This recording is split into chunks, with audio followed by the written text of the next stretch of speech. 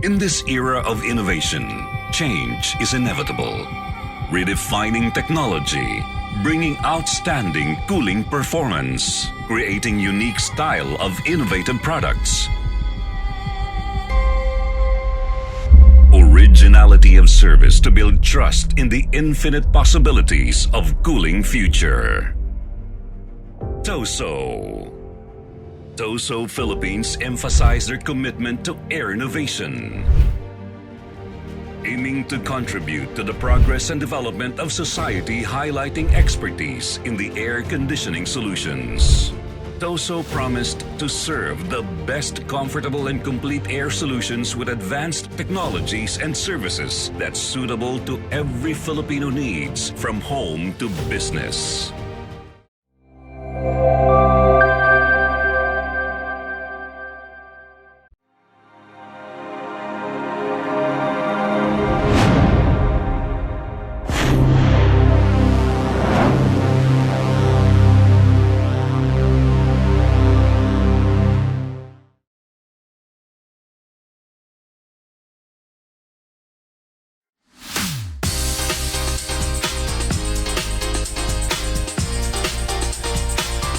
Magandang araw sa inyong lahat. Good morning, good afternoon, good evening po sa lahat ng nakikinig po. Hello to all our viewers from here and around the world. Napakaganda na ating talentayman ngayong hapon ito. Isang mainit na pagbati po sa inyong lahat. Well, friends, welcome to the Bridges Show. I'm very happy to be here, and I think it should be a really interesting and fun topic. But there are things you want to learn. So I wanna take it from there and then I listen to them. Meron silang mga mitiin upang maging makabuluhan pa ang pagiging Katoliko. Lalong-lalo na sa susunod na henerasyon. Sa akin po, sa mga kabataan, use competence as a basis. In real life, hindi naman talaga tayo tumitigil sa buhay. Kailangan talaga tuloy lang ang buhay kahit anong challenges natin. Palawan, Cebu, Baguio City, Atty. Dwight, Katila Union. So we are saying that revenge travel is real. Mas kailangan natin na i-share ang hiwaga ng sinin sa mga tao. Food and health should go hand in hand. So yan ang gusto namin paratingin sa gobyerno. So if you will just devote your life teaching, hindi ka yayaman sa pera, pero yayaman ka sa tao. Siyempre, ang pinakamaganda po naman sa ating universidad ay yung talagang natuturuan po tayo kung paano maging mabuting tao. Happy anniversary to Bridges! Here at Bridges, we build bridges of faith, bridges of hope, and bridges of love.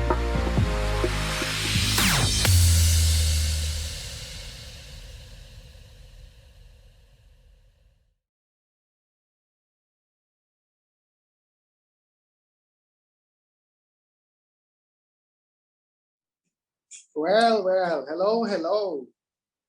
Life is full of milestones that we all want to achieve, whether it's buying your first car, getting married, or retiring comfortably. These milestones are important to us, but how do we achieve them? One way is by investing in them. Investing in life's milestones are important to us, but how do we achieve them? One way is by investing in them. Investing in life's milestone means putting your money into things that will help you reach your goals. It means taking risks and making smart choices. It means planning for the future and being prepared for the unexpected. So if you're ready to start investing in your life milestone, let's get started talking about it now. Good evening, everybody. I am Jacob Siyambio, and I'm happy to be your host tonight. I'm a Philippine real estate broker and appraiser, and was affiliated with Keller Williams Makati Market Center as a broker associate. Also, Rebap Mandaluyong Chapter 2021 to 2022 Vice President for External Affairs. And of course, I'm also an alumnus of the College of Commerce at the University of Santo Tomas, batch 86. And also a public relations officer of USTAAI College of Commerce Alumni Foundation. shortly known as COCAFI. Okay. And also, good morning and good evening to all of you. I'm happy to welcome you back to Bridges. To all first-time viewers, Bridges is a University of Santo Tomas Alumni Association virtual talk show that showcases and provides notable Thomasian alumni an opportunity to share their expertise and experiences on various topics for lifelong learning. Today's episode is brought to you by the UST College of Commerce Alumni Foundation Incorporated and sponsored by TOSO, Philippines Corporation.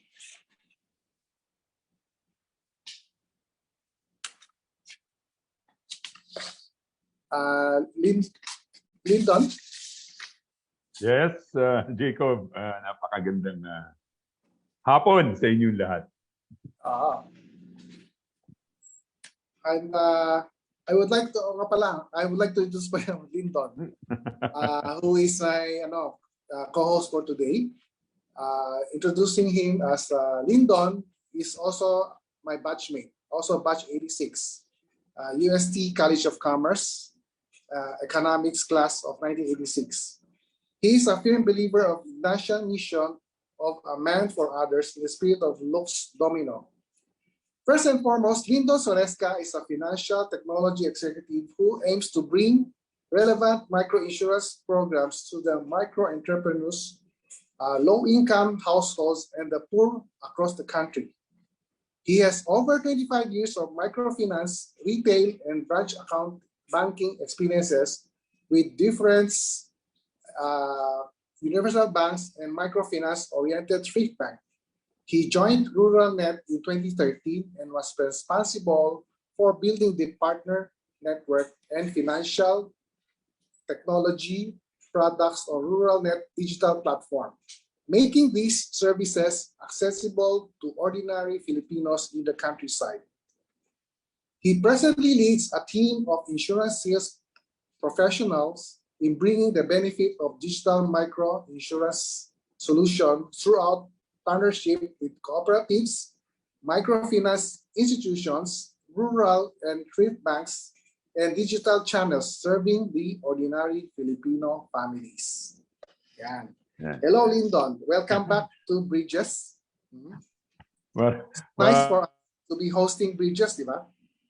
Maraming salamat sa napakahabang introduction, Jacob. Hindi ko akalain na babasahin lahat yun.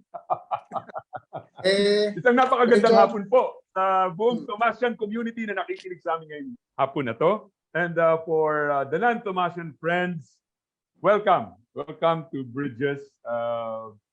This is an online program, online show by the UST Alumni Association. For this afternoon, we have a very, very interesting topic. That our topic is investing for life's milestones. So there are two big words here, Jacob. First word is investing. The second big word is, of course, life's milestone. So these are some of the things that we're going to ask our guest and our speaker to tell us more about. How do we, as we live through life, how is investing, or what importance does investing is in every stage of our life? So again, magandang hapon po sa lahat. Thank you very much po sa pag-click in dito sa aming programa ngayong gabi. Ngayon, gaya nga po na nabanggit ni Jacob, ako po si Lyndon Soresca. I belong to the economics class of 1986. I'm also a proud alumnus of the University of Santo Tomas. Ako naman po ay regular na laman ng university natin at ako'y madalas na bumibisita diyan. Pag-uusapan natin yan mamaya. So without further ado, siguro isama na natin Jacob sa conversation or sa ating kwentuhan ang ating speaker at guest ngayong hapon. So may I make the introduction? Okay. So, ladies and gentlemen, our guest this afternoon is Mr. Rafael G. Ayuste Jr. Rafi for short. Rafi is a Senior Vice President of BDO Unibank Incorporated. He has been with BDO Unibank for more than 10 years and is currently the Trust Officer and Head of BDO Trust and Investments Group. Bigat, ha? Jacob, bigat. Okay. Rafi has more than 40 years of banking experience with 30 years in trust banking. Wow. Talagang ano niya, kinabisado. Talking about years in experience. So, ladies and gentlemen, mga kaibigan, makinig kayo. We've got a lot to learn from our guest and speaker. His experience spanned across multiple banking institutions such as Citibank, Banco Santander, Metrobank, Philippine National Bank, and BDO Private Bank. He is the director of the Philippine National Reinsurance Corporation and head of the investment committee. He is He is a four-term president and seven-term director of the Trust Officers Association of the Philippines. He holds a bachelor's degree in business administration from Sampa, diba? University of Santo Tomas, a master's degree in business administration nominee from De La Salle University, and an executive master's degree nominee in business economics from University of Asia and the Pacific. So, ladies and gentlemen, Jacob, and to all our listeners worldwide, may we bring you here tonight at Bridges, Mr. Rafael Ayuste Jr. Rafi, welcome. Thank you. Welcome. Thank you. Hi. And good afternoon, good evening, good morning to all the listeners that you have here in Bridges. Yeah. Okay. Glad to have you here, Rafi. Kanina, di ba, may chit-chat tayo, Rafi. Medyo nabagabag lang ako dun sa intro kasi you've got 30 years, 40 years. Eh, magkakabats tayo sa college. So, I'm telling you kung ilang taon na tayong tatlo rito.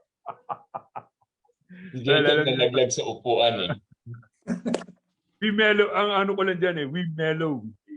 Yan. Okay, matanong ko lang, no? Because the three of us here in the room are Thomasians. Nung estudyante ba tayo, hindi tayo nagkikita-kita kasi ng estudyante tayo eh. Estudyante tayo, saan ba kayo tumatambay at anong paborito yung kinakainan na restaurant o karinderya man sa paligid-ligid ng UST o sa loob ng UST? I would like to ask Rafi this question. Rafi, can you tell us, and saan mo paboritong tumambay ng mga panahon na yun? Saan mo paboritong kumain? Sa pagkain sa co-op, siyempre, no, yung grilled cheese at saka yung waffle, hotdog waffle. Pag medyo may pera ng konti, sa Janet's. Yes. Di ba? At pag gustong uminom, sa piso-piso. Ako matanong ko eh, alam niyo ba kung bakit piso-piso yung pangalan ng lugar na yun? Dahil ba sa piso lang ang beer noon? Oo, because when it started, piso lang yung beer. And ang bestseller doon, as I can remember, I agree with you, Rafi, ang bestseller doon ay yung spicy dilis. Di ba? Yun yung bestseller na siniserve nila doon. Well, Janet's is also a place, but these are places that we really remember. Tama ka ron eh. Pag may budget, Janet's ka kasi parang yung panahon yata natin para mga 20 pesos ang pananghalian doon. No? Medyo pricey na yon, no? Oo, pricey na yon. And sa sariling co-op natin, yung grilled cheese tsaka hotdog are, yung mga waffle are staples eh, di ba? Exactly. Ikaw, Jacob, saan ka tumatambay noon? At saan mo paboritong kumain? Ako naman, usually, pareho rin ako sa inyo, co-op. And then, pag may mga vacant class, nagtatambay ako sa Bilyara, doon sa may dapitan.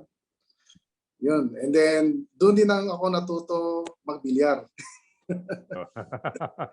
Sabi ko nga sa'yo, maraming natutong magbilyar sa lugar na yun. Mula elementary, high school hanggang college. Kompleto, ah. Okay. Ako kasi cadet officer ako nung college. Kaya ako ang tambayan ko talaga, yung UST Grandstand kung saan nandun yung ROTC headquarters. Yung tabi yung linya sa Pinubal, meron kaming paboritong restaurant dyan na pwedeng sign cheat ka, yung kay Mamboy. So, yun lang ang tambay namin dun madalas. So, yun. Those were the days na. Those were really fun. And I guess we really have to go back. Magandang balik-balikan, magandang balik-balikan yung memory, magandang balik-balikan din yung mismong UST. Na mula nung graduate tayo, napakarami na rin pagbabago sa tayo. Ikaw, Rafi, napasyal ka na ba sa UST recently? Yeah, I think last year to attend a homecoming, the Alumni Association. Ang laki ng pagbabago. But it's very different and yet it's exactly the same. Right? The feeling that you get stepping back into UST is exactly the same. The chapel is still the same. The science building, the main building is still the same. The back there at the bottom of that building is still the same. Yeah. But yung feeling. Yung feeling, yeah. Man. That's right. How about you, Jacob? Well, I can say na pareho rin kami ni kasi being the PRO ng COCAFI, I was also there last homecoming. And of course, yung nabanggit niya na the same ang feeling pero ang sa akin, I'm more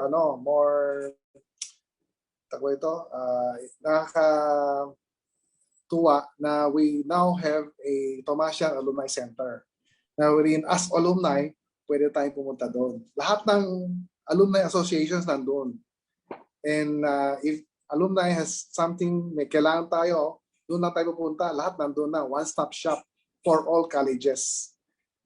And it's a nice building. Mm-hmm. It's a very nice building. Yeah. Ito rin yung BG Pop, no? This is the BG Pop. You're talking about the BG Pop. BG Pop. Also known as Thomasian Alumni Center. Yeah. Okay. So now jumping into our topic, no? Sabi ko nga kanina, Rafi, two big words: investing and life milestones. So, friends, fellow Thomasians, our topic tonight is entitled "Investing for Life's Milestones." So we would be hearing more from our speaker and our guest. Gusto ko lang banggitin to, Rafi, kasi mukhang importante to. This is actually a caption that came from you. Caption of our title of our topic this afternoon: Investment Lessons I Wish I Knew at 30. Siguro magandang mag-dwell din diyan mamaya. So, okay. So, Rafi, may I bring the floor to you with a question? What is investment? What is it actually, or what is it really? How is it different from concepts like savings, insurance, and the others? Right. So, ladies and gentlemen, Mr. Rafael Ayuste.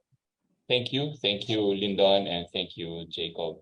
So we'll start with looking at the different life milestones of our life, as we move along from being single to getting married to having children, and and finally preparing for retirement.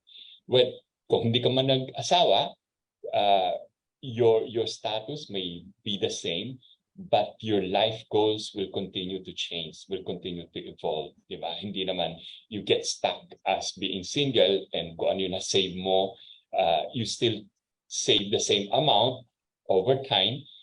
You will have to grow, you will have to improve your savings, your investments, your needs along the way as well. So regardless of whether you're single, you're married with children, married without children, whatever that life stage you are in, your life milestone will change, and so your life goals will change as well. And together with that, your investment goals will also change. Ito yung mga lessons on finances, on investments that I wish I knew at 30. I wish someone have guided me through the process, no, na hindi ko kinapa on my own.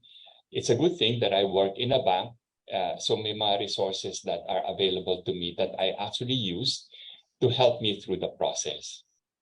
Right? So let's look at each of the 4 milestones that we set out here. Of course, being single, parties, late nights, joyrides to Batangas, to Tagaytay. Of course, you work hard, and then started my MBA as well. I was a tourist on budget, so I scrimp. I take the bus to travel. I didn't have a car early on, but at the same time, I started already saving for my bachelor's pad. I also started investing in equities back in the early 90s. Uso yung mga IPOs, yung mga initial public offerings. That's right. At the time. So I started investing there and also started buying insurance as part of my investment portfolio. So ang single, tapos meron ka ng bachelor's pad, baka naman you were born into money, no? Baka naman mayaman ka na to begin with, so nilagay mo lang yan dyan. The reality is, I started as a new accounts clerk in Binondo. If you remember Solid Bank before, that's where I started my career. I was a new accounts clerk. My salary in 1986 was 1,600 pesos. Very low by the standards of that time, but I was I was a man with a plan. I worked my way up, and along the way I planned out how my financial life will be like, and that's why I saved up for a bachelor's pad. I started investing and buying insurance. Then you got married, or I got married. So you have wedding, reception, the bachelor's pad I sold for my reception. And of course, and for my honeymoon, right? Movie trips, movies with the wife, road trips. And you work harder. You work even harder because there are 2 of you now. And I started investing in property as well. Wala na akong bachelor's pad, so I need to start already on investing in property. Then come the children. So late nights, but this time feeding and changing diapers and warming up the milk, right? Do road trips. Kaya na pa nag-road trips ka pag may mga babies, dala mo yung buong cabinet, di ba? Oh, siyempre. Meron kang steamer, you cannot sterilizer. You cannot afford to miss one thing or you will never hear the end of it. That's right. So apart from that, I started buying educational plans. No, good thing hindi ko nadatnan yung educational plans noon ng CAP at saka ng Prudential. Hindi ko nadaanan yun eh. So when I bought the educational plans, I looked for names that I can trust, yung credit worthy. And when I hit the age of 50, I started preparing already for my retirement, right? Ito yung home, work, home, right? Starting at age 50, started working even harder, quiet nights with the family, right? Of course, I enjoy steak nights with some friends, and COVID-19 hit us. By this time, my portfolio is already complete. I have properties, bonds, equities, insurance. I used up the educational plan for my daughter. And so that's how it was for me. And I would like to take you through the journey. But the reality check first. given that today, with all the products that we see that we must have, new cell phones, the loads, bars, and OOTDs, how are we able to prepare for life's milestones with all of these, things that we need to get our hands on? Remember, the Philippines is a consumer economy. Ano ibig sabihin nun? Ibig sabihin nun, lakas tayo gumastos.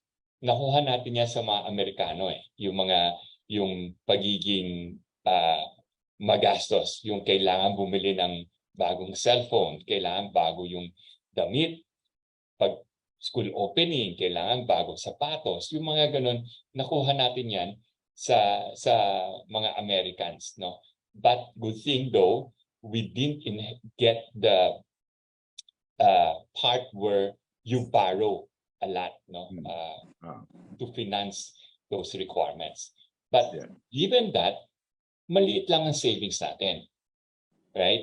So, Rafi, if yes. I may, no, I may. Before we go there, there's one thing that I would like to go back to. You mentioned that in your own experience, when we talk about milestones, your milestones are in three parts. You mentioned about singlehood. Ito yung mga tipong nagbi-beer busting ka, wala kang pakialam kinabukasan. Mga tipong ganon. And then came married life and parenthood. And lastly, the pre-retirement stage when you hit 50. Tama ba ito? That's right. Okay. Ang tanong dito kasi may mga, this is your personal experience that akin din, no? I would like to share this kasi eto rin yung, I'm married. I only have one child in school right now. Halos pareho tayo ng milestones sa stages, no? Gusto kong balikan dun, Rafi, yung challenges eh. Can you please mention lang a challenge that you have when you were single that we can share to young professionals right now who are listening to us? The married and the parenthood stage that we can share with young parents, with toddlers, with toddlers and babies in tow, and yung retirement at 50. Tayo yun. Tayo yun. So, ano lang, ano yung challenges? Saka, how do you break into these challenges? How did you break into these challenges? I mean, ganun ano lang. Ganun. Alright. So, nung single, my salary was not much, and then I enrolled in my MBA. 1 year into my work, sabi ko sa boss ko, pwede bang mas maaga ako umuwi pag Tuesday and Thursday because I'm going to take my MBA. Pumayag naman, so I enrolled using my own money. I knew that the obligations of my parents tapos na ako mag-college eh. So it's up to me. Dumating sa point na nasa harap ako ng McDonald's for my dinner. Ang class ko kasi 6 to 9 eh. Nasa harap ako ng McDonald's to buy dinner. Nag-order na ako, paghugot ko ng wallet ko, ang laman 10 pesos. Yun. Kasi the money that I earned, I used that to finance my studies. Right? But that also forced me to have a clear direction of what I want in terms of my career. Yan yung mga challenges that allowed me to have a clear mind na kailangan kong gawin to. I need to succeed in my work because I cannot, live on the salary that I had.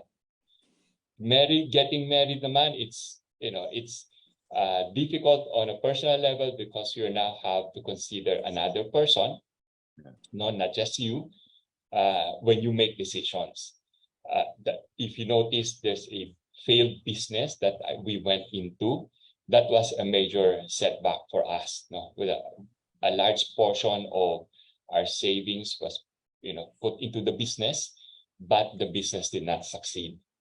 But that did not stop us from pursuing my family's needs, because that will always come first. Preparing for educational plans or buying educational plans for my children is a priority, right? So next move, I will save up and I would buy the plans. When I started preparing for my retirement, I started at 50. A bit early, a bit late. No, so depending on how you look at it, for me that was just the right time. Settled na ako with the family, meron na ako educational plans, meron na akong property that can support, give us some additional income. The income from work is not bad anymore, so I can save. Now I'm preparing for retirement. Very clear. Everything that I buy, every investment that I look at, when I can already buy, for example, a 15-year government securities earning 6%, I will buy it. Because in 15 years, I know that I will be needing the income from the bonds that I buy. So those are the challenges and the way I handle those situations. Mm-hmm. Wow. Jacob, I would like to give Rafi a big round of applause there. Actually, that's very ideal what you just did. Yung challenges talaga, Rafi, isa sa natutunan ko sa iyo ngayon. Hindi pala ako nag-iisa sa mga challenges na yan.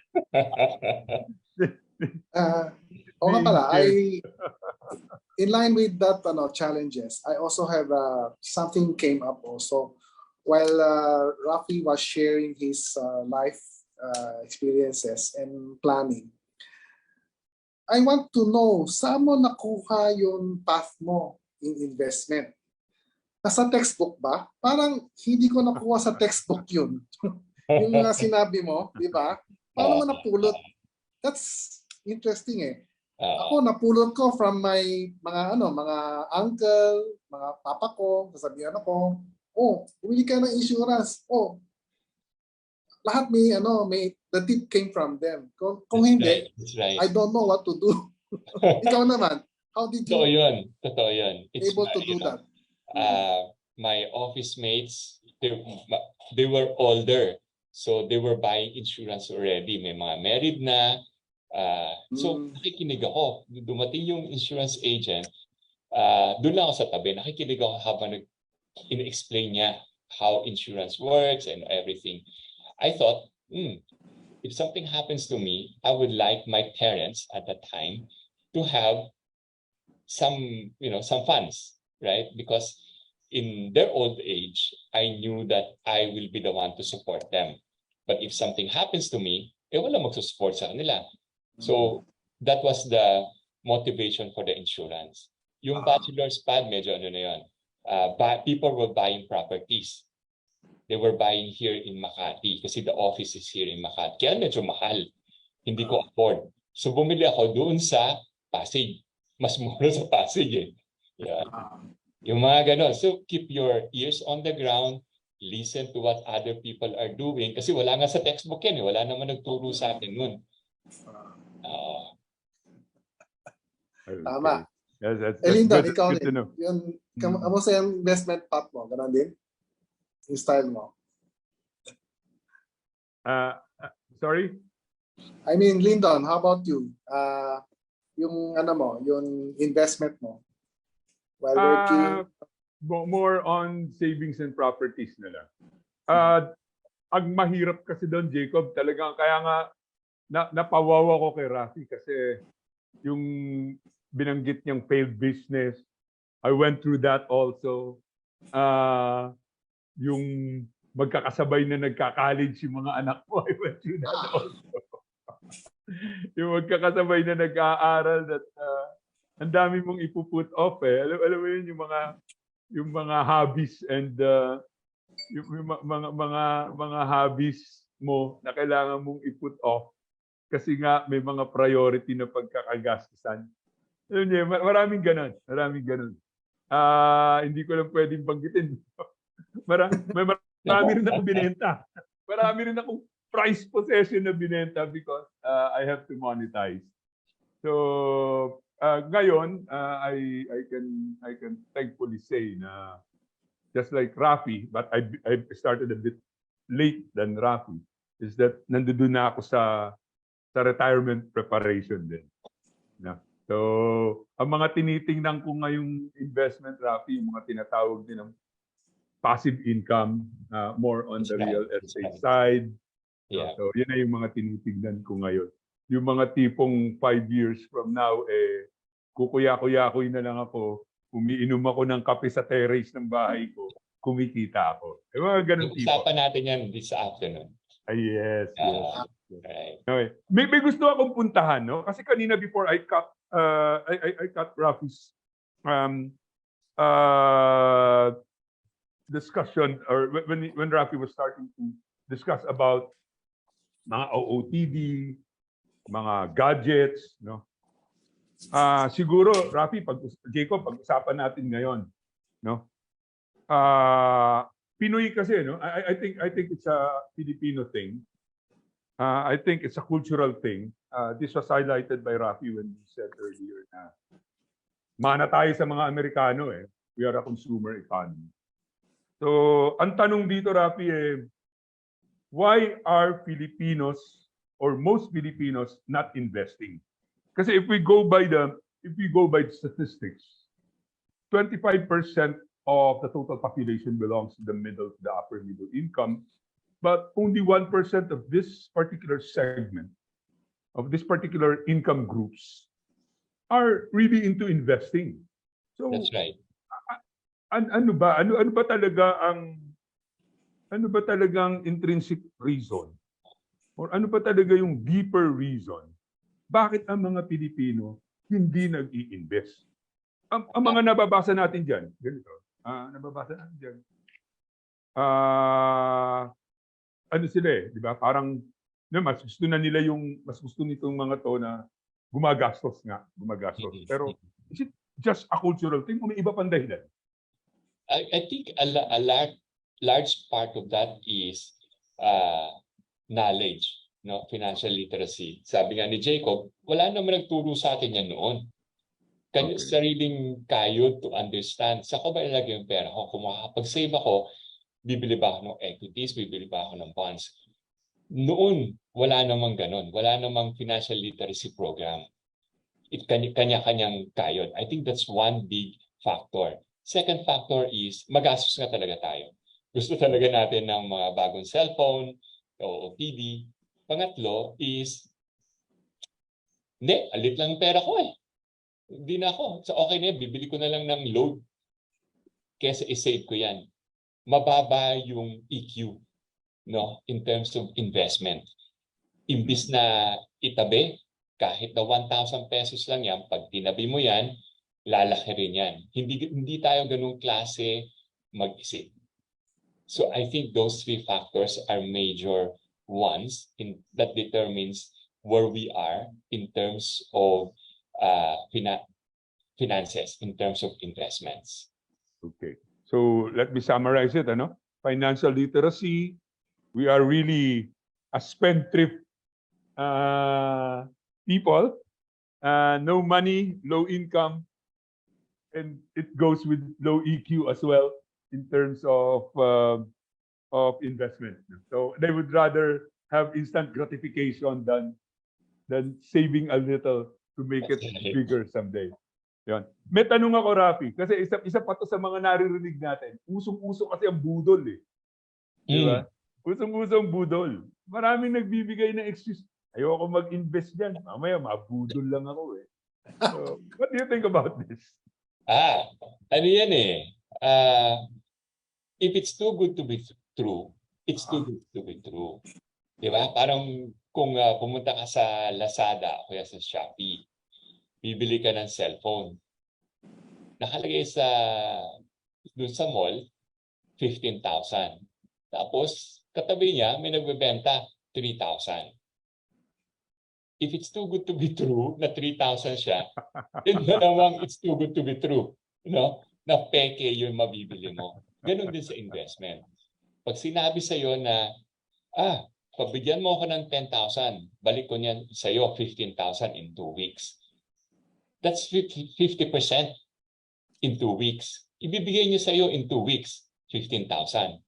Pag lagay mo ng 50,000 mo, hindi mo na makikita. Nabudol na. Di ba? So, kailangan din, kasi what they're doing is they're capitalizing on greed. Di ba? So, kailangan medyo may konting may konting discernment. Pag-isipan mo, totoo ba yan? Ay, hindi na ibalik sa akin nung una. Nung naglagay ka ng 10,000. Maybe, okay na yon. Huwag mo nang dagdagan, huwag mo nang ibalik. As a banking executive, Rafi, as a banking executive with your training and your experience, itong mga challenges na to, how do you think we can overcome this to make us an investing people? Sige. Anong tingin mo rito? Ano ang pwedeng gawin? Do we need government interference here? Do we need education? It's all of that, but at the end of the day, nasa iyo. May goal ka ba? O may plan ka ba? Di ba? Kung wala kang plano, go ka lang ng go, posibleng walang pupuntahan. So you really need to have a plan and a goal and make it happen, right? So we'll start with the plan. There are 4 concepts. Una, save and invest. Pangalawa, start small if that's what you can afford. Hindi naman kailangan ang unang salba mo 1 million. Diba? Kung 1,000 lang ang meron ka, yan ang starting point mo. Pay yourself first. Bago lahat ng expenses, bago OOTD, bago cellphone, itabi mo na yung amount na sinabi mong itatabi mo. That's the first thing that you do. And then last, adapt your plan. Magbabago yung milestones mo, magbabago yung life goals mo. I-increase naman ang income mo. So dapat, i-adapt mo yung savings pattern mo, yung investment pattern mo sa life goals, sa milestones. So, umpisa tayo. Savings. Nagsubi ka nga ng pera. Nag-save ka. Yung 10,000 na sinave mo, napansin mo, kung last year, 5 plastic bag ng grocery, this year, 4 na lang. Kasi kinain nung inflation yung isang bag ng grocery. Ibig sabihin nun, yung tumaas yung presyo ng bilihin. In January, umakyat ng 8.7, almost 9%. February, 8.6. 8.7 ang inakyat ng presyo. Presyo ng gasolina, presyo ng bigas, presyo ng Lucky Me. Yan, nauubos yung pera because of inflation. Kaya pag nag-save ka lang, kulang yan. Kailangan, pag save mo, you also invest your money. Right? And pwedeng bonds, pwedeng shares of stocks or equities, pwede rin properties. Second thing, start small. Kahit na 1,000 lang yan, pwede mong isave yan. Ano ba equivalent to 1,000? 5.4 cups ng mocha frap, 7 slices ng yellow cup pizza, right? 1 month, 1,000. Can you save it? Yes, you can. Start small, start early. Dapat first paycheck pa lang na itabi mo na. No? Magkano ba itabi mo? 10% or 1,000? You can start as early as your paycheck. Na-miss ko. 10 taon na yun nakalagpas. Then today is the best time to start investing. Wow. Set aside 10%. Some good lessons there. Yes, Jacob. I would like to share kasi, based on my experiences from my work and colleagues and everything, I always hear, minsan, palagi na sinasabi sa akin, wala akong masisave kasi kulang ang sweldo talaga. And also, yung buong pamilya, parang siya lang ang breadwinner. Yun ang main culprit din eh. Puro aasa lang, lalo na yung mga OFW. Wala silang na itatabi. lahat sa kanya umaasa, tapos pag uwi niya, walang reipon. Kaya minsan, yung sinabi mong magtabi sila kahit pa paano, that is a good tip. I think that should be spread to them. Magtabi sila para sa sarili nila, hindi yung lahat todo bigay. That's So pag uwi nila, diba? I think, oo, yun, that's it. Parang yung maid ko, ganun din. Lahat ng sweldo niya binibigay sa nanay niya. Tapos yung nanay niya, bingo ng bingo. Sabi ko sa kanya, ba't hindi ka nagtatabi? Kasi kawawa naman nanay ko. Sabi ko, alam mo, kalaunan yan, ikaw yung kawawa. No? So, ganito gawin natin. Pag nakatabi ka na ng 2,000, mag-open tayo ng account. Pwede na, 2,000. Tapos subi ka ng subi. Tumaas naman ang sweldo mo, huwag mo na paalam sa nanay mo. Right? Hindi ka naman sutil na anak, nagpapadala ka pa rin. It's just that, unahin mo, may portion doon na para sa'yo. So, ang third idea natin is, meron naman tools na pwedeng gamitin. Kung kulang ka sa disiplina, meron naman tayong makukunan ng mga accounts. Ito, sa BDO, merong easy investment plan. Sa BPI, regular subscription plan. Magkano ba pwede mong isubi? Sa peso, 1,000 pesos lang kada buwan. Pwede mong i-debit ng, kung sweldo mo, 15 at 30. Pwede siyang mag-debit ng 15 and 30. Kung gusto mo isang araw lang, tuwing 15, pwede din. No? Kung dollars naman, pwedeng $200. Pwede kang mag-invest sa peso, pwede kang mag-invest sa dollar. Kung wala kang oras, pumunta sa branch, pwede mo gawing online. Si BDO, BPI, Metro, at saka PNB, pwede mo gawing online. So pili ka, merong mga bangko na pwedeng sila yung magde-debit ng account mo every month, no? Kung magkano man yung kaya mo, kung 1,000 o 5,000 o 2,000. Pagdating ng sweldo, naka-debit na, hindi mo na siya magagastos.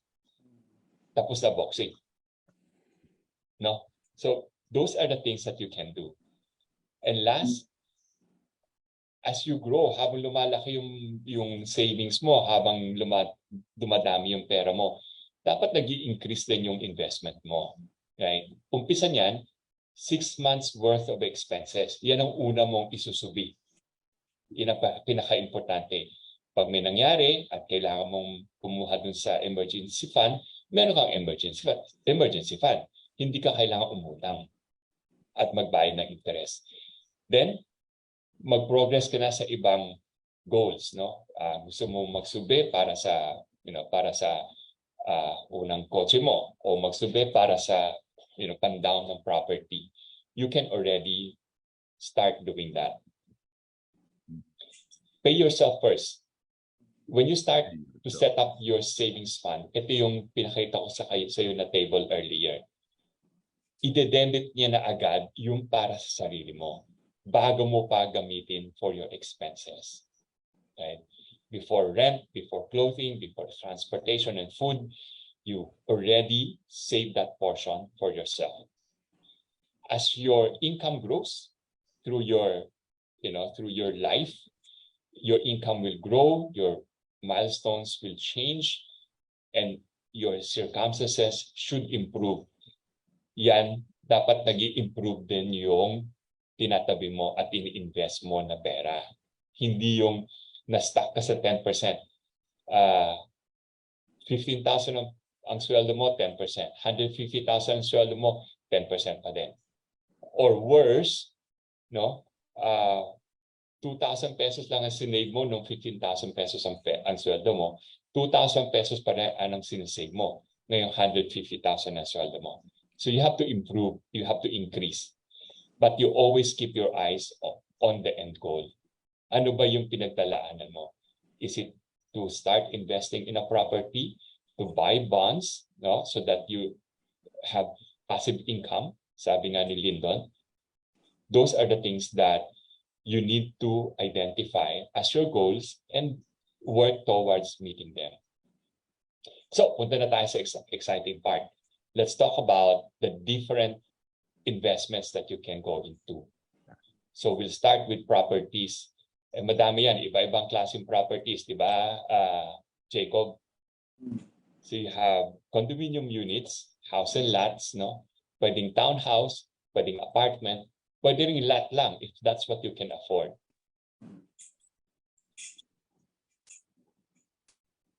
Actually, properties is one of the best investments available today. Kasi high in utility, pwede mo siyang gamitin as residence, no? O pwede mo siyang ipa-rent out for rental income. May plus pa yan, may plus side, may appreciation yung value.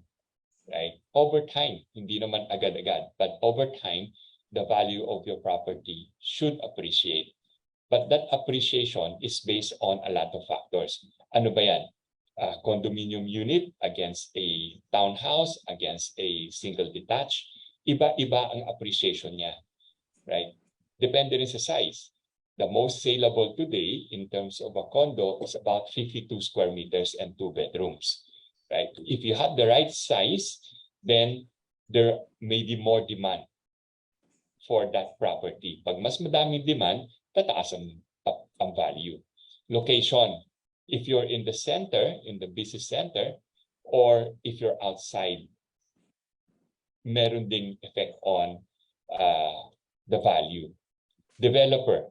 An Ayala developer is always given a premium, right? Because of the quality of the condo that they build, the quality of the houses that they build, or the subdivisions that they have, it will add to the appreciation of the value of your property. What else? Lease rental is a good source of income. Regular yan, no? Regular, every month, meron kang income that you can receive for the property. But you have to consider also your expenses. It's not just the income. Broker's commission, association dues, repairs and maintenance, and real estate tax, insurance coverage, and if the property is under a loan, your loan amortization. So lahat yan, i-consider mo when you buy a property. So ito yung sources of income, right? Rental income plus appreciation of the value. So dalawa yan. You have rental income, which is regular, and the appreciation of the value of the property, which comes at the end. Okay. Right. So considerations, timing. May mga condominium units na pre-launch, no? Hindi pa na-announce sa public. So meron kang kilalang broker, parang si Jacob, pwede mong tanungin, ano ba yung mga pre-launch properties na pwede kong tignan para pinakamura? Pag pre-selling, mas mura pa rin. But not pag tapos na. Bakit mas mura? Kasi laway pa lang eh. Wala pa yung property. Hindi pa na-develop, no? And that's why the second bullet, importante yung credit nung developer. Kung Ayala, tiwala ako. Kung SM, tiwala ako. Diba? Kung si Mang Tomas Construction, medyo kaya ba niya tapusin yung unit na yon, right? So you have to consider that. Credit worthiness of the developer is very important. We talk about location and ask for discount. Always be ready to ask for discount or additional discount. May risk din dyan, right? Yung risk is yung delay ng turnover. Yung nagkaroon ng pandemic for 2.5 years, hindi natuloy yung development ng property or hindi pa natatapos. Na-delay, pero fully paid ka na. Paano yun? Right? Pandemic, wala tayong magawa. But what if it's due to nagkulang na ng cash flow? Right? And that's why the developer, the credit of the developer is very important. Right? So, hindi lang yan failure to deliver, but failure to finish. Failure to deliver quality, no? Bumaksak yung kisame, that will decrease the value of your property, right? A condominium or a subdivision with a poor association that's managing the building or the subdivision will also cause the decay of the property and the value of the property. Pag renter, yung ability ng renter to pay. Kaya dapat may PDC. May mga renters kasi sasabi niya, wag na PDC, transfer na lang, transfer sa'yo monthly. Hindi pwede yun. Dapat PDC. Yun yung security mo na you can and will be able to collect on the rental. And don't forget to provide for insurance coverage.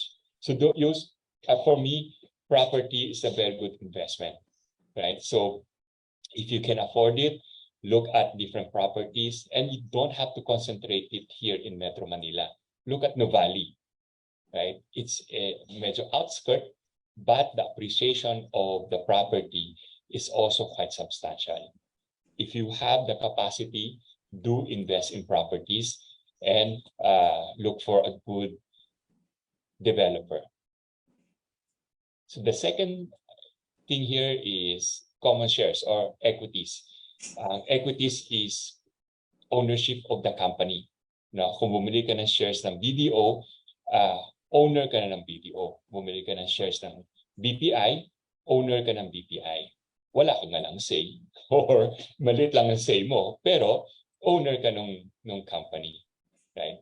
So meron tayong exchange. Tawag dito Philippine Stock Exchange. Doon lahat dumadaan yung bentahan ng mga shares of stocks. Ang prinsipyo dito, buy low, sell high. No, kung bumili ka ng BDO shares at 60 pesos, benta mo ng 150 o 140.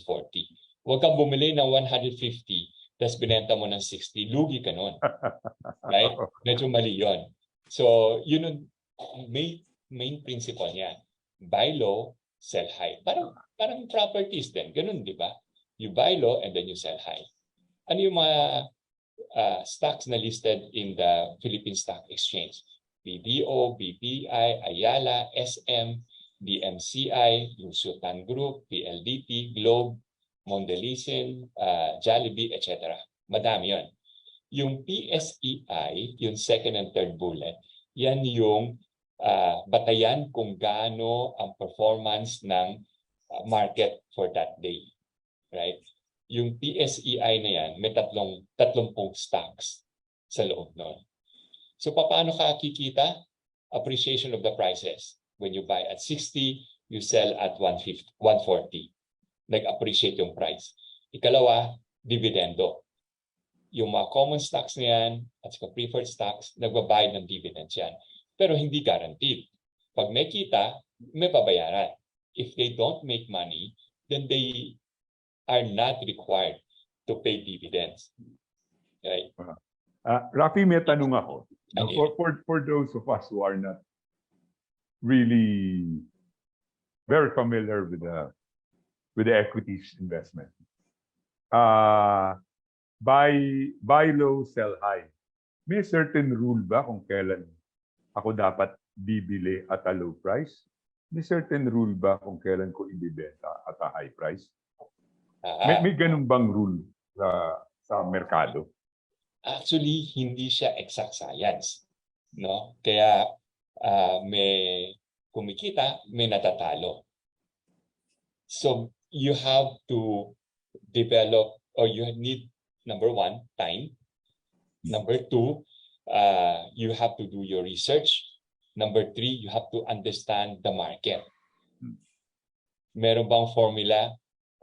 Merong mga bases, pero walang exact formula. Kasi kung may exact formula, then lahat kumikita. No? Kasi ang market natin maliit, ang Philippine market maliit. Pag pumasok yung foreign money, no, yung hot money na tinatawag, merong BlackRock na fund manager sa US, nagpasok siya ng $500 million. Aakit ngayon yung stock market natin. Kasi maliit lang siya. Hindi niya kayang i-absorb lahat yun. Pag lumabas naman yun, babaksak naman yung stock market. Pag maganda economy, dapat maganda din ang kita ni DMCI. Tataas ngayon ang prices. Masama economy, mas konting tanduay ang bibilhin natin, no? Sasama ngayon ng kita ni Lusutan Group. So yung mga ganon, kailangan na iintindihan natin yung papasukin. Kasi kung hindi, para siyang gambling. Yan. So, kailangan maintindihan. Do more research. Jacob, so yes. yung mga umiinom na mga MP Lights, dapat bumili ng yung sa Mega World, yung Tirador, yes. Totoo yun. Totoo yun, diba? Nung nag-open ang economy, kasi pandemic di ba? Nung nag-open na siya, lahat tayo pumunta sa Jollibee. Kasi na-miss na natin yung Jollibee Tagal na natin hindi natikman yung Chicken Joy, di ba? So, nag-open siya, kumain tayo ng Jollibee, tumaas ngayon yung sales niya. Pagtaas ng sales niya, tumaas din yung presyo ng stock niya. Kasi, expectation, maganda ngayon ang kikitain ni Jollibee. So, kung maganda kikitain ni Jollibee, a-appreciate ngayon o tataas yung presyo ng stock niya. Ayun. So, I will tackle that in a little while. Balikan ko lang yan. Ito, anong source of income? Meron kang dividends, sabi natin kanina. Tingnan mo yung unang-unang stock dito, Semirara. Ang binigay niyang income, 22.6%. Di ba? Yung DMCI, 15.4%. LTG Group, PLDT, Globe, Aboitiz Power. Ang gaganda ng mga dividends na binayad. Ano yung mga hindi maganda ang dividends na binayad? GT Cap, that's the Metrobank Group. SM, right? SM, Jollibee Food Corp, hindi maganda ang mga dividends na binigay. Dividends kasi hindi yan hindi siya required, no? Hindi siya guaranteed. Tingnan natin ngayon yung source of income when it comes to price appreciation. So PSE, kung pumasok ka sa merkado ng mga 6,008, lumabas ka ng 9,000, kumita ka. Kaya lang bumili ka sa level na 9,000. Ngayon nasa 6,003. Ang laki ng nilugi mo. 30% ng pera mo, lugi. Tingnan natin si BDO. Kung binili mo ito yung dark blue yung light blue is the PSEI. Yung dark blue, kung binili mo dark blue is right hand side. Tingnan mo tong right hand side dito. Ayan. I guess Rafi, you're showing your screen right now. Yes. Jacob, can you see Rafi's screen? I can see Rafi's screen. Hindi yata nakashare. Sige, let me share again.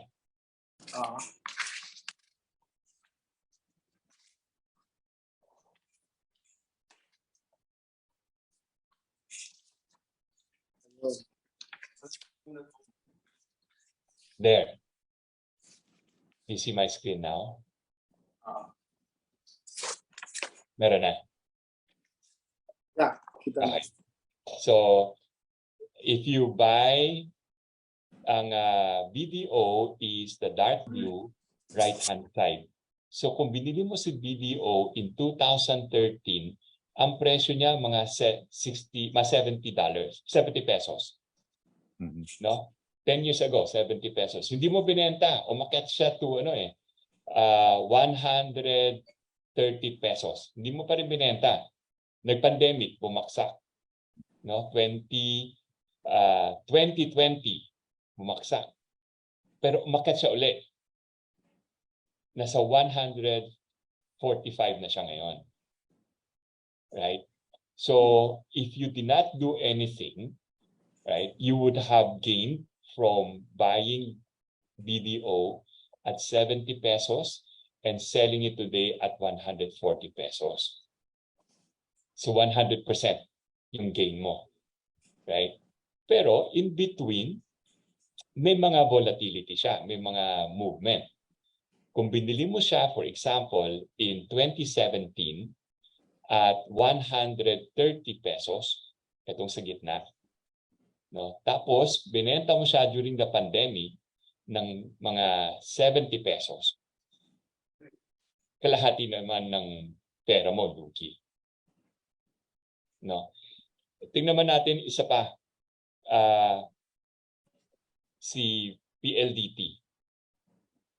Here. Si PLDT, yung kulay green. It went down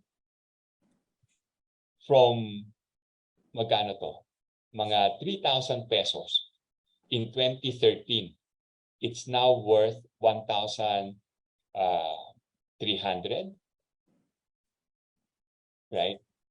So it has lost a lot of value at hindi siya masyado umakyat. Pababa ng pababa yung presyo ng stock niya. Bakit? Nawala ng landline eh. No? Hindi na uso landline ngayon. Pumunta sa broadband, meron naman siya smart. Right? Pero nag-taper off, nag-mature na rin si smart in terms of subscribers. So may mga ganong klaseng effect doon sa presyo ng stocks. So how do you generate income? Dividend, but it's not guaranteed.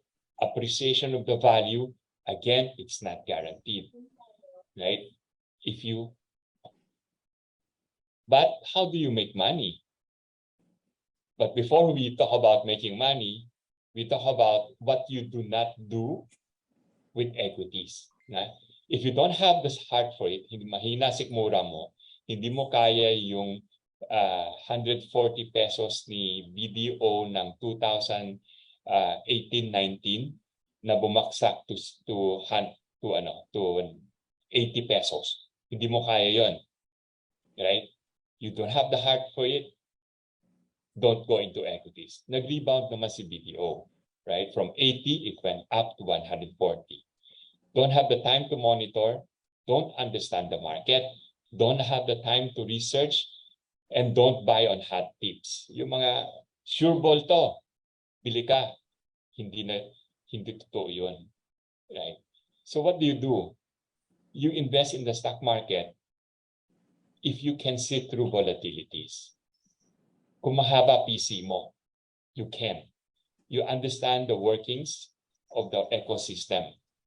How the interest rates, how the economy, how FX, how the flow of funds from offshore to onshore, how they all affect the price of the stock market. If you understand that, if you have done a complete study and you understand how it works, then by all means, right, invest in the stock market because you can gain some substantial income. Buy small amounts if you need to. That's called cost averaging. Right? Okay. May cost din ang pagbili at pagbenta ng stock market sa stock market. So what are the risks? Loss of value, recovery of principal may take years. Whether gains or loss, you have to pay broker's fee, right? And sometimes even good companies are dragged by the effect of the movement in the stock market. So let's go to bonds. Bonds are my staple. Kung nag-iisip ako kung saan ilalagay, unang paglalagyan ko bonds. No? Second would be properties. So bakit bonds? Kasi I get regular income. Merong interest income na natatanggap from bonds. Ito yung passive income ni Lyndon. May dalawang issuers. It can be a government, no, the Philippine government, or corporate bonds issued by Ayala, SM, etc. The government securities are risk-free. Bakit risk-free? Kasi in-issue ng government yon. Same value as the bills you have in your pocket, the Philippine peso. Same value yon. Pagkakautang ng Republika ng Pilipinas. So, it's traded every day. You can buy, you can sell every day. Kung corporate bonds, mas maganda ang yield kasi merong risk, no? Kung yung government securities, risk-free, yung corporate bonds has the risk of the issuer. It's Ayala, Aboitiz, SM, Century Properties, etc. When you need to sell, yung buy, pag initial offering, you can buy. Pero yung sell, medyo mahirap.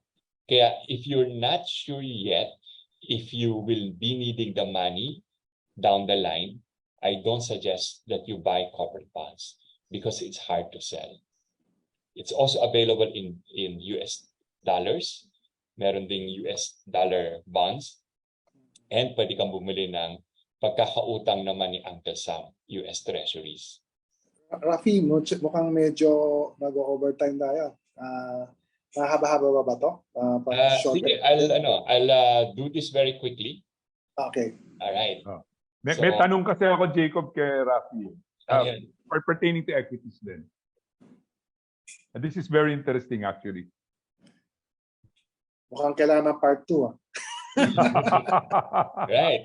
Very quickly, you get income, no? Kung quarterly yan or semi-annual, you get the interest payment. And then may appreciation din ng value or depreciation. Okay? Pag hinode mo until maturity, walang issue yung appreciation or depreciation ng value ng property. Anong risk? Pag corporation yan at na-bankrupt, pwedeng wala kang makuha. Okay? Pero kung government securities, sigurado yan bayad ka. Interest rate, nagmo-move din yan, parang equities prices. No? Pero kung hawak-hawak mo lang siya at hindi mo naman ibebenta, wala kang masyadong problema doon. Babayaran ka na lang nung issuer. Yeah. Okay. We go to insurance. Rafi, may tanong ako. Ano yan? Yung equities kasi, we talk about equities, talk about stocks, talk about bonds. These are very interesting investment instruments. Kung ako ang titingin dito from a layman's perspective, very interesting kasi malaki yung yield. Pagka medyo binwenas ka, gaya ngayon, nasa recovery phase, may mga magagandang kumpanya na ang taas na sipa nung diba? Nung value. Kung from my perspective as a common Filipino, gusto ko tong investment na to, pero I lack the sophistication. May mga grupo ba o may mga re-recommendang grupo na pwedeng samahan, salihan, maliban sa mga bangko, to help me out in understanding and to help me out in strategizing itong pag-i-invest sa ganitong mga klaseng investment? Madaming in these days and age, no, it's easy to get information. Yung mga brokerage houses, naglalabas yun ng mga study. Meron silang recommendation to buy, to hold, to sell. Right? So ni-review na nila yan. Pero syempre hindi siya foolproof. Meaning may timing din yan. Pwede rin sila magkamali. Right? So you can do that. Get research from the brokers. Number 2, join chat groups. Maraming mga chat groups na nag-uusap about the stock market. Just be careful. Don't get dragged into wrong recommendations, right? Number 3, research. Understand what you're getting into. Nag-open ng economies ang Pilipinas, so si Jollibee, good business, right? Properties, good business pa, ang taas ang interest rate eh. Ang interest rate ngayon on your bonds umaabot ng 6-7%. Ang loans mo umaabot 8-9%. Meron bang uutang para bumili ng kondo? Wala masyado. So yung mga property companies, hindi masyadong bumibenta yung mga properties nila. Particularly kung ang buyer mo uutang to buy. So hindi maganda ang prospect ng properties. Yung mga ganon. So you have to understand. Okay. All right. Very quickly, insurance, you know what it is. The thing about insurance is you're buying it for your beneficiaries. You're not buying it for you, right? You're paying so that if something happens to you, your beneficiaries will be able to sustain a comfortable living, right? So those are the considerations. Lalo na kung breadwinner ka, you need to consider that. You need to, make sure that your beneficiaries are covered, right? Source of income, none. pag namatay, doon pa lang makukuha yung benefit. No? What else? Educational plans. Same as, I won't discuss this, but this is very similar to insurance. No? But crucial ito for me that I already set aside that amount of money for my children's education. There are two components. Pag tuition payout period, you get twice a year, no, the payment for tuition. And then there's a gift also at the end on graduation. Plus, kung summa cum laude, magna cum laude, they also give additional gift, cash gift. No? So that can be useful. And useful for me because I don't want to worry about that anymore. Whether I'm alive or not, I know that my children will be taken care of as so far as education is concerned. Ito, portfolio ito. Pag pinagsama-sama mo lahat yan, yung investment na yan, ito, meron kang portfolio. Meron kang condo, meron kang equities, meron kang government securities, corporate bonds, meron ka rin another investment called pooled funds or UITF. May insurance, no, and educational plan. I do this, I use this in Excel so that I know exactly how much money I have, right? Bakit? Kasi planning. Alam ko na kung kailangan ko ng pera, meron akong huhugutan, yung government securities. Pwede ko agad ibenta yan. Yung equities, lugi. Right? Pwede ko muna hindi ibenta. May mga ganun. I planned ahead. I know exactly what I'm faced when I need money. Ito, last na to, estate plan. This is interesting. Estate plan allows for smooth transfer. Pag wala na ako, ayoko nag-aaway-aaway yung mga heirs ko. Right? Lalo ako madami. Kung 6 o 8 yung anak at hindi sila nagkakasundo. Gusto kong pag wala na, maayos yung paglipat ng wealth sa kanila. It protects the wealth also, right? Para hindi yung mga spendthrift na anak, no? O sometimes may addict na anak. Pag binigay mo yung mana, ubos yan, right? Paano kung meron kang special child na gusto mong protektahan? You can protect the weak also, right? And para sa mga heirs, like in my case, 2 lang sila o 3, including my wife, I don't want them to worry. I don't want them to have to go through the process of transferring everything. Kaya I want to plan ahead and protects the testator, me, during my lifetime. I want to enjoy my wealth. Diba? Kung ano yung maiiwan ko, matitira para sa kanila. Pero hindi ko iiwan lahat. I want to enjoy my life. Right? So, those are the things that I need to consider. So the plan is, have a goal. Ano ba yung goal mo for estate plan? Gusto ko to save on taxes. Pero gusto ko rin smooth yung transfer ng wealth from me to my children and my wife. Or provide for a weak heir, yung special child, no? O bata pa, minor. I want to protect that. Or I want all my children to have equal shares, right? Or I want to consolidate my wealth from across different countries. So the plan, you have to identify your goal, your primary and secondary goal.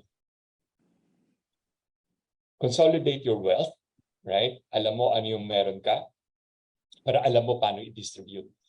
And you also don't want, maraming situation where yung heirs, dala-dala isang certificate.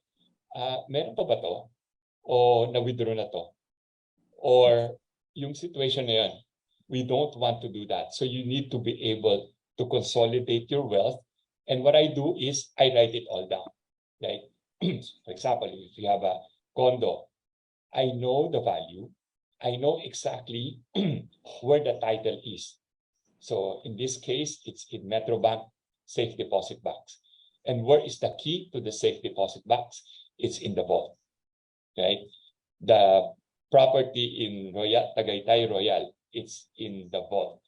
Government securities, If something happens to me, call Nanette Ravelo of Metrobank Trust, cellphone number. Yung treasury bills, 500,000. Call Pat Alva, cellphone number, BDO Trust. I know that the heirs knows exactly where the properties are. Hindi sila naghahanap. Okay? And then, how do you want to distribute? So you have a list. Pero, i-distribute mo yan, di ba? So, there are many ways to do it. Pwedeng simple gifting lang. Kung yung jewelry, ibigay ko na lang, hati-hati na lang. Right? Yung cash, pwedeng hati-hati na lang. Pero yung properties, hindi pwedeng hati-hati. No? Yung properties sa Laverty, yung properties sa Tagaytay, yung kotse, hindi naman pwedeng hatiin yun. So how do you do that? Right? You can do a donation. For example, since I only have two, one property will go to my firstborn, the second property to the secondborn, etc. Pwede mo na i-donate. Pero, kung doon ka nakatira sa bahay na yon, hindi mo pwede i-donate, di ba? Wala kang titirhan. There's this story of a donation made by the parents to the son. Right? Doon naman siya nakatira. So, okay lang siya. Okay lang yung parents. Namatay yung son. Sino na ngayon may-ari ng property? Yung daughter-in-law. Right? So, you actually lost control over the property. But there's a solution. The last way to do it is through a will. So, gifting, simple yan. Bigay mo na lang. No? Second is donate it. What's the difference between donating it today and estate tax? Both at 6%. Yung value. Yung value ng property today, no, is different from the value of the property 10 years later. It's going to be more expensive. Okay? So if you want to control the property that you're donating, use a deed of usufructory. So naka-annotate sa likod ng title na may usufruct. Ikaw yung donor, ikaw yung gagamit ng property habang buhay ka. So hindi pwede ibenta ngayon ng daughter-in-law kung merong usufructory annotation. Di ba? Pag binenta niya, kasama ngayon yung dalawang matanda dun sa bahay. Okay? So that's one solution. Or you can also do a donation with conditions. No? Hindi lang pwedeng onerous. For example, donate mo sa mga grandchildren for as long as they finish college. Right? Because that's a value that you want to propagate, etc. Very conditional, no? Oo, may condition. And then you can also do extrajudicial. Medyo mahaba lang yung proseso. No? Pero ano pa rin to? Agreement among heirs. No? Equal sharing. Kung may 1 million yon at 5 kayo, tig 200,000. Kung mayroon isang property, no, at 5 kayo, lahat na 5 pangalan lalabas. Yes. Ayan, may problema yon kasi may asawa yung 5, so married 2, 10 pangalan. Namatay yung isa doon, may 5 anak. So siyam plus 5. So 14. Namatay pa yung isa. Merong 2 anak. Right? So dadami ng dadami. At kung di sila mag-agree, yung kalahati nag-agree magbenta. Yung kalahati ayaw magbenta. How do you handle that? Right? Meron namang waiver that you can do. Pero you need to be able to sit through and have a plan. How will you handle that situation? Last is my least favorite, will. Kasi mabusisi at matagal. So, ito yung estate plan. Nakalagay na kung 2 lang yung anak mo, yung Laverty condo sa Pasay, child A. Yung lot in Tagaytay Royal, 3 million, child B. Pero hindi sila magpapatas kasi mas konti yung value kay child B. Then buy insurance to cover the difference. That's it. Okay. That was very educational. Thank you very much, Rafi. Rafi, bago natin iwan to, may isang magandang tanong dito galing kay Ma'am. In the work that you do in banking investment, what Thomasian value shines best for you? Sir Rafi. I mean, we've been discussing a lot of technical stuff earlier. No? So, I think ngayon, it's the Christian value, faith in God. That's very important. I did not. I gained it over time. It's not. I did not get it during college, but over time. But that's having faith. Having that is very important. Number 2 is competence. I think whatever you do, you have to do it well. There. Yeah. Ako naman, Rafi, no? The 3 C's, the Thomasian 3 C's, I guess. With what you've shown us this afternoon, that was a very, very good example of the Thomasian 3 C's that you possess right now, and you sharing the values that you have beyond this core competencies and skills and experience and expertise. It's a very welcome thing for all the Thomasian viewers we have right now. So yan po mga kaibigan, mga fellow Thomasians. Jacob, do you have anything else to add to that? Well, I would like to have Rafi give us his message about what we talk about, and then tingnan natin yung ano pa yung announce natin muna after yung message. Wrap up. All right. I think the most important is to have a goal and a plan. Yeah. Right? Whether you have a small amount to start with, you have a plan, you have a goal, and you pursue it. Yeah. Rafi, may siguro panundot ko na lang dito. If we have listeners who are very much interested but not very much educated on what you have discussed earlier, meron ba silang malalapitan, mapupuntahan, o mako-contact na number Contact that you me. may want to share? Yeah, contact me.